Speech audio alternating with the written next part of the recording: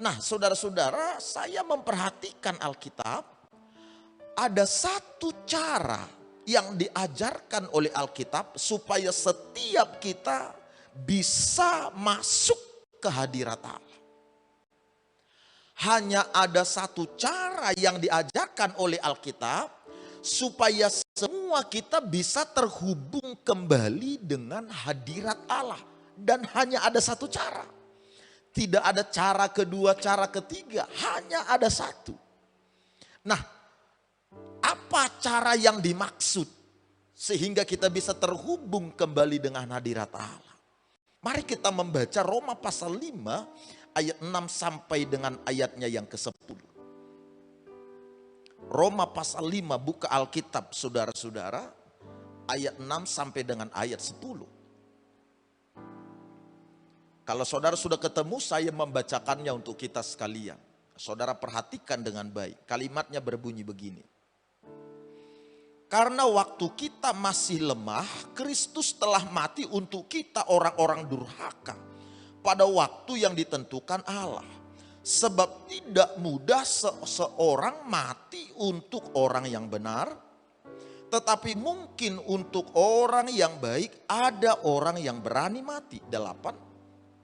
Akan tetapi Allah menunjukkan kasih-Nya kepada kita oleh karena Kristus telah mati untuk kita ketika kita masih berdosa. Lebih-lebih karena kita sekarang telah dibenarkan oleh darah-Nya, kita pasti akan diselamatkan dari murka Allah. Sebab jikalau kita ketika masih seteru diperdamaikan dengan Allah oleh kematian anaknya, lebih-lebih kita yang sekarang telah diperdamaikan pasti akan diselamatkan oleh hidupnya. Nah, Bapak dan Ibu, saudara-saudara, berdasarkan keterangan yang disampaikan oleh ayat Alkitab ini, maka dapat kita mengerti bahwa satu-satunya cara atau jalan yang bisa menolong kita terhubung secara terus-menerus dengan hadirat Allah adalah melalui Yesus Kristus. Sekali lagi, satu-satunya cara supaya kita bisa mengalami hadirat Tuhan saat demi saat adalah hanya melalui Yesus Kristus. Tidak ada tambahan lain. Nah, sebelum saya bicara panjang lebar bagaimana melalui Yesus Kristus kita bisa mengalami hadirat Tuhan, perkenankan saya sebentar memberikan penjelasan kepada kita terkait dengan peristiwa bersejarah yang terjadi di Taman Eden pada waktu yang lampau, sebagaimana yang dilaporkan oleh kitab Kejadian pasalnya yang ketiga ayat 1 sampai seterusnya. Nah, saya fokus pada ayat 22 sampai 23. Demikian kalimat yang dicatat dalam ayat 23 kitab Kejadian pasal 3. Perhatikan, saya baca sebentar untuk saudara semuanya. Lalu Tuhan Allah mengusir dia. Dia maksudnya Adam. Sekali lagi, lalu Tuhan Allah mengusir dia dari Taman Eden supaya ia mengusahakan tanah dari mana ia diambil. Perhatikan penggunaan kalimat Tuhan mengusir dia dari Taman Eden. Kalimat ini menjelaskan pada kita sekalian bagaimana manusia pertama terpisah dari hadirat Allah setelah manusia pertama itu memakan buah pohon pengetahuan tentang yang baik dan yang jahat yang ada di tengah Taman Eden tersebut. Ketika manusia pertama memutuskan, memilih untuk memakan buah tersebut atau mengiyakan tipu muslihat iblis, maka peristiwa itu disebut sebagai peristiwa pemberontakan manusia.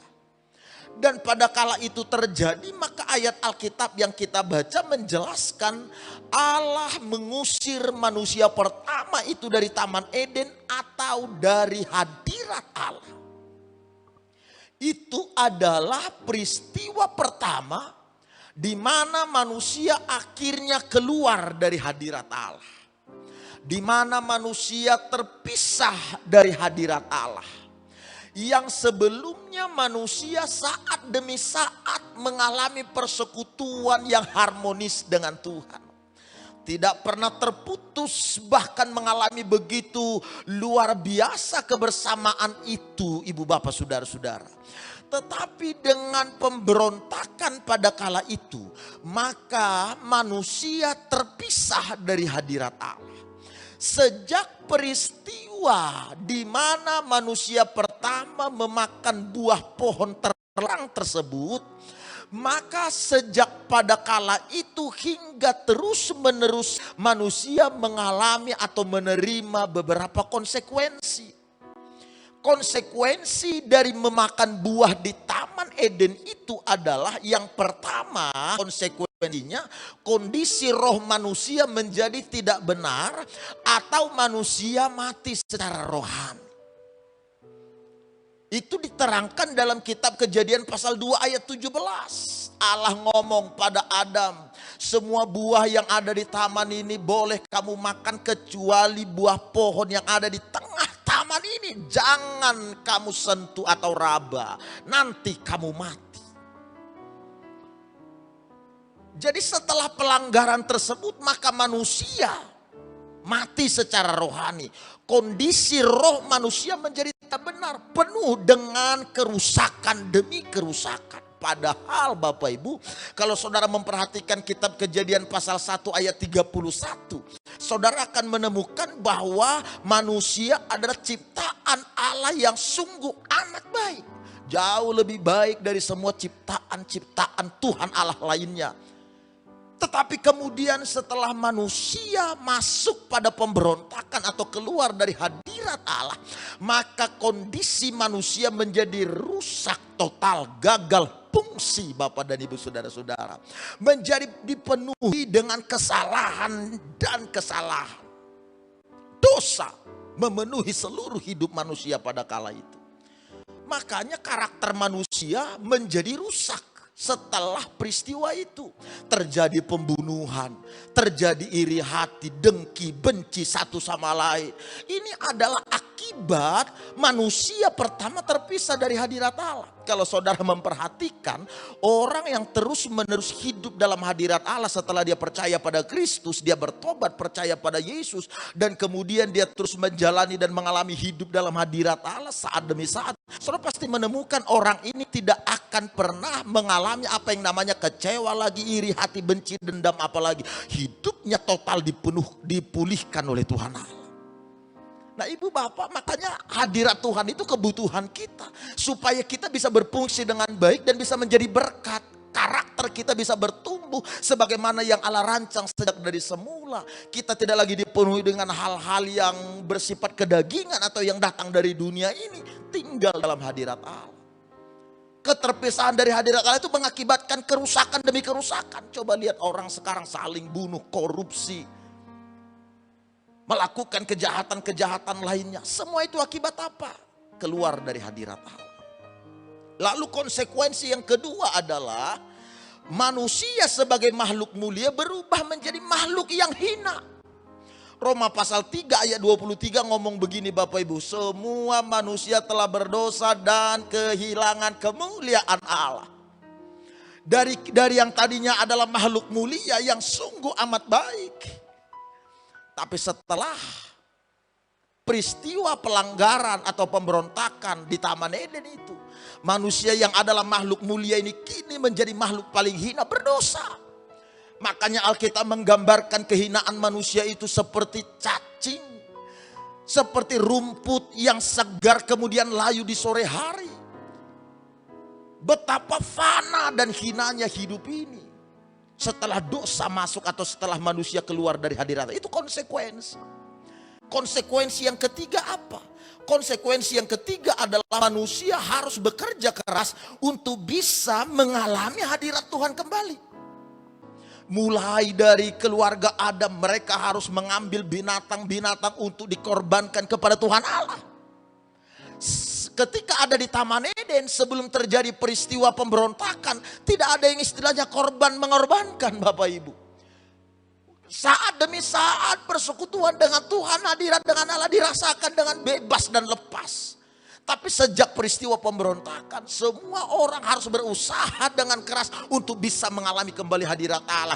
Mempersembahkan korban, binatang dan lain sebagainya. Membangun mesbah. Bahkan kalau saudara nanti memperhatikan kitab Keluaran pasal 25. Di sana Allah mulai memberi perintah pada Musa, kepada bangsa Israel. Supaya mereka membangun kemah suci untuk Allah bertahta, untuk Allah hadir di sana. Supaya umat Israel bisa datang menghampiri hadirat Allah. Itu pun tidak semua. Dan tidak saat demi saat. Ada kalender-kalendernya Bapak Ibu. Ini menjelaskan semua orang harus berusaha dengan keras untuk bisa mengalami hadirat Allah itu kembali. Tetapi coba saudara lihat, hal ini berlangsung turun-temurun. Dari generasi ke generasi, 3 konsekuensi ini terus menerus terjadi. Dan tidak putus-putusnya sampai suatu saat Allah sendiri harus turun tangan dan memberikan dirinya, nyawanya mati tergantung di kayu salib. Supaya dengan demikian manusia yang hina, manusia yang terpisah dari hadirat Allah, kini bisa kembali masuk, diperdamaikan dengan Tuhan Allah. Manusia mulai mengalami hadirat Allah secara bebas. Manusia bisa mengalami kehadiran Allah di mana saja tanpa batas. Setelah Kristus tergantung di kayu salib. Makanya Roma yang kita baca tadi, Kristus telah mati. Bahkan ketika kita masih dalam keadaan berdosa, dia mati tergantung di kayu salib. Untuk menyelesaikan semua konsekuensi, membayar semua dosa pelanggaran yang dilakukan. Mulai dari nenek moyang kita Adam dan Hawa. Bapak Ibu, Yesus satu-satunya jalan masuk menuju hadirat Allah. Yesuslah satu-satunya cara supaya kita bisa mengalami hadirat Allah secara terus menerus. Bukan pujian dan penyembahan. Jangan salah. Pujian penyembahan memang penting. Dan sungguh sangat penting. Tetapi saudara harus paham dengan jelas. Bukan pujian penyembahan yang membuat kita bisa kembali mengalami hadirat Allah. Hanya Yesus. Pujian penyembahan, saya beri penjelasannya begini Bapak Ibu. Pujian penyembahan adalah sarana yang memberikan kondisi yang mengundang Tuhan untuk datang kepada kita. Sebagaimana ia datang pada Adam dan Hawa ketika di Taman Eden.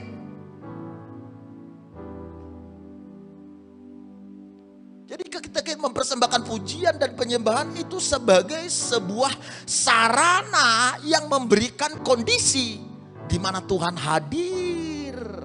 Sebagaimana Allah hadir di Taman Eden. Pujian dan penyembahan adalah alat yang menyiapkan pentas bagi kehadiran Tuhan dalam hidup kita. Sekali lagi, alat. Pujian dan penyembahan itu alat. Pujian penyembahan itu solusi. Solusinya Tuhan. Supaya orang bisa kembali mengalami lingkungan di mana hadirat Tuhan bisa dirasakan. Sehingga mereka bisa kembali bersuka cita, damai dan sejahtera. Bukan pujian penyembahan yang mengembalikan kita kepada hadirat Allah. Yesus satu-satunya. Tetapi pujian penyembahan tidak bisa dilepaskan dari orang-orang yang sudah mengalami Yesus, yang sudah menerima dan percaya pada Yesus. Pujian penyembahan adalah salah satu cara bagi kita untuk bisa mengucapkan syukur pada Tuhan. Untuk bisa menyembah atas karya-karya, perbuatan dan campur tangannya. Yesus segala-galanya.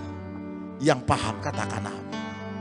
Oleh karena Yesus adalah satu-satu cara yang mengembalikan setiap kita ke hadirat Allah. Yesus adalah satu-satunya cara yang membuat kita terhubung kembali dengan hadirat Allah. Maka yang harus dilakukan oleh anak-anak Tuhan adalah apa? Orang Kristen harus memuliakan Kristus dalam segala situasi. Orang Kristen seharusnya melibatkan Kristus dalam segala situasi. Orang Kristen, orang percaya seharusnya menghormati Kristus dalam segala keadaan, dalam segala jalan, bahkan dalam segala langkah-langkah hidupnya. Orang Kristen harus memperlihatkan komitmen yang menerus untuk menghormati Kristus yang telah memberikan nyawanya untuk kita bisa terhubung kembali dengan Allah, dan hadirat Allah bisa kita rasakan saat demi saat. Tanggung jawab kita Bapak dan Ibu adalah memuliakan Kristus. Tanggung jawab kita menghormati Kristus. Tanggung jawab kita adalah memberikan segenap hidup kita sebagai korban persembahan kepada Kristus. Rasul Paulus mengajak para pembaca termasuk kita supaya setiap kita belajar dari orang-orang yang berkata bahwa mereka mengenal Allah, tetapi ternyata mereka tidak memuliakan Allah sebagaimana mestinya. Dalam Roma pasal 2 ayat 21 Rasul Paulus berkata begini, saya baca untuk kita. Sebab sekalipun mereka mengenal Allah, mereka tidak memuliakan Dia sebagai Allah atau mengucap syukur kepadanya. Sebaliknya pikiran mereka menjadi sia-sia dan hati mereka yang bodoh menjadi gelap.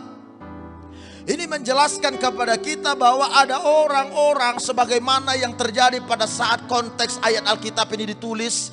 Mereka mengaku bahwa mereka mengenal Allah, mereka tahu Allah, dan tidak bisa dipungkiri bahwa mereka memang mengetahui bahwa Allah ada.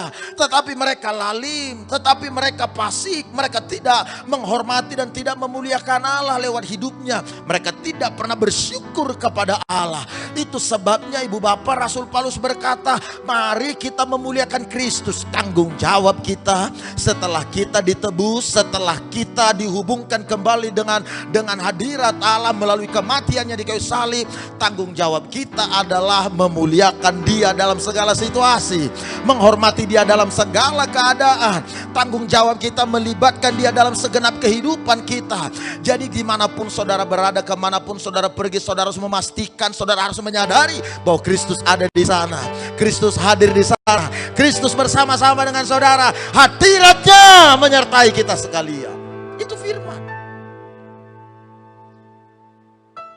Pengertian lain memuliakan itu adalah menghargai Bapak Ibu. Pengertian lain memuliakan itu adalah menghormati. Saudara akan disebut menghargai, memuliakan Allah, menghormati Allah apabila saudara memperhatikan dalam setiap kehidupan kita. Kristus hadir di sana, Allah dimuliakan. Cobalah saudara pikir. Kalau saudara mengerjakan sesuatu, pertanyakan, Kristus dimuliakan tidak dengan apa yang kukerjakan ini? Itu namanya menyadari kehadiran Kristus dalam setiap situasi, dalam setiap kehidupan kita.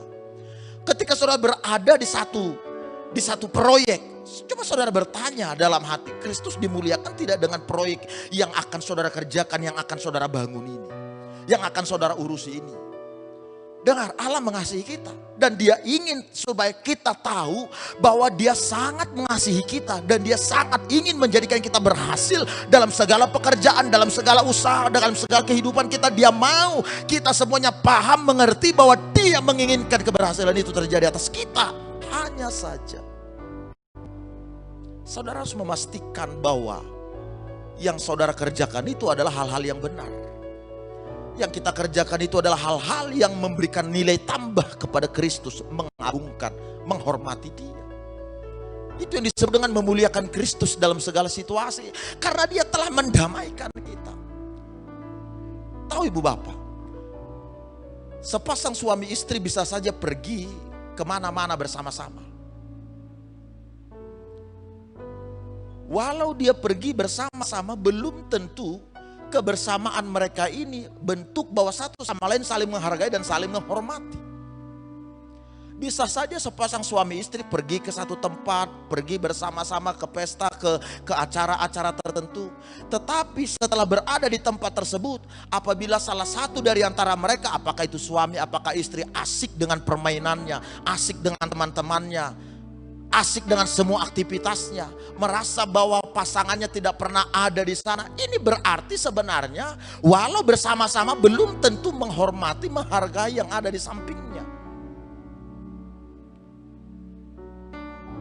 Tetapi kalau saudara menyatakan bahwa saudara menghormati pasangan saudara, menghargai pasangan saudara, ketika saudara berada di satu tempat, di saat semua hal yang ada di sekitar saudara menjadi pusat perhatian bagi banyak orang, saudara menjadikan pasangan saudara menjadi pusat perhatian saudara di situ. Itu namanya menghargai, menghormati pasangan yang ada di samping saudara. Dengan kata lain saya mau bilang, bersama-sama belum tentu kita disebut saling menghormati dan saling memuliakan, saling menghargai. Orang bisa saja menyebut dirinya anak Tuhan, Kristen, orang percaya, tapi belum tentu kekristenannya, pernyataannya sebagai orang percaya memperlihatkan bahwa dia memuliakan dan menghargai Kristus. Di tengah situasi yang sulit ini, tantangan kita adalah hidup mementingkan diri sendiri. Kita nyaris tidak peduli dengan orang lain. Tapi saya berdoa supaya semuanya kita anak-anak Tuhan tetap memuliakan Kristus, menghargai Kristus. Libatkan dia dimanapun saudara berada. Dia pengen saudara berhasil. Mungkin masa lalu saudara buruk, mungkin pekerjaan saudara merosot, mungkin penghasilan sekarang lagi tidak baik, mungkin segala sesuatu sekarang sedang menguap dari saudara. Bahkan mungkin saudara mengalami pergumulan, masa-masa berat. Tapi dengar, jauh di tempat yang saudara tidak mengerti, Allah memperhatikan apa yang kita butuhkan, apa yang kita perlukan. Bahkan sehelai rambut yang jatuh dari kepala kita pun Dia hitung. Bayangkan betapa dalamnya kasih Allah atas setiap kita yang percaya. Rambut sehelai pun yang jatuh Dia perhatikan. Itu pertanda bahwa Dia sangat peduli dengan saudara sekalian. Saya dorong, mari hari demi hari hadirat Allah terus menerus. Fokus pada Kristus, bangun hubungan dan persekutuan yang kuat dengan Kristus. Muliakan Kristus lewat situasi, lewat keadaan, lewat apapun yang saudara kerjakan. Muliakan Dia. Saudara garis bawahi sekali lagi, Dia ingin saudara mengerti bahwa Dia ingin supaya saudara mengalami keberhasilan dalam segala hal. Keberhasilan dalam pekerjaan yang saudara bangun, keberhasilan dalam rumah tangga, keberhasilan dalam masa depan, keberhasilan dalam impian-impian. Apapun yang terjadi tidak akan pernah bisa menjauhkan rencana ajaib Allah dari saudara. Kesulitan, kemerosotan, bahkan kekacauan melawan yang datang menekan tidak akan pernah bisa merebut, merenggut, merampok rencana mulia Allah atas hidup kita. Apa yang sudah Dia rancang, yang sudah Dia tetapkan akan genapi atas hidup kita. Jadilah orang yang menghormati Allah, jadilah orang yang memuliakan Allah terus menerus. Hiduplah dalam sikap mengalami hadirat Allah saat demi saat. Tuhan